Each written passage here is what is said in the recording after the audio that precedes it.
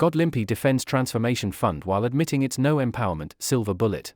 While defending the controversial launch of R100-billion Transformation Fund, Trade, Industry and Competition Deputy Minister Zuko Godlimpi has also urged lawmakers not to view the proposed instrument as a silver bullet for all the prevailing problems associated with the implementation of broad-based Black economic empowerment (BBBEE) policies.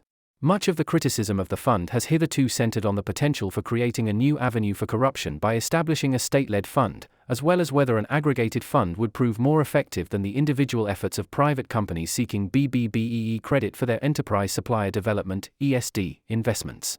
However, several members of the Parliamentary Portfolio Committee on Trade, Industry and Competition also voiced concern during a meeting on June 3 over whether the fund had the necessary scale to support meaningful transformation of the business landscape, where ownership and control continued to be racially skewed.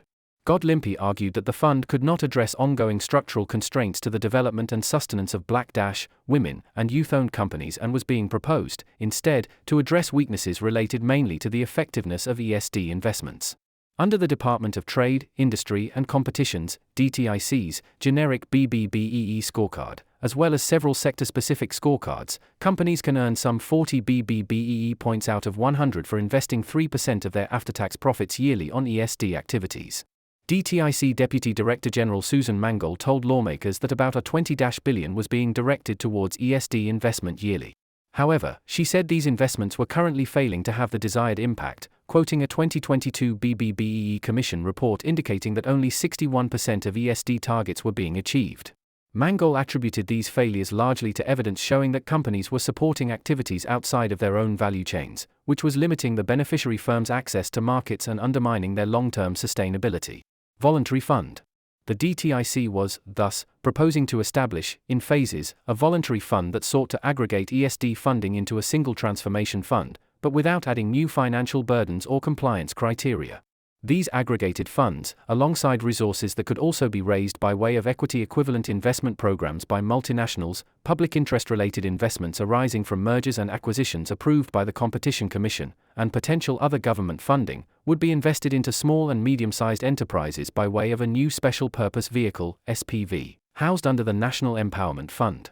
The SPV would be established in partnership with the private sector and would be governed by a 9-member oversight committee and a board appointed by the minister, with appointees drawn from the public and private sectors. Mangold indicated that the bulk of the disbursements would be in the form of concessional loans, but that equity investments and grant funding could also be pursued. She gave no indication as to how concessional the interest rates would be, but indicated that comments received ahead of the May 28 deadline for public input on the department's draft Transformation Fund document called for the fund to be developmental in nature, with a high-risk appetite.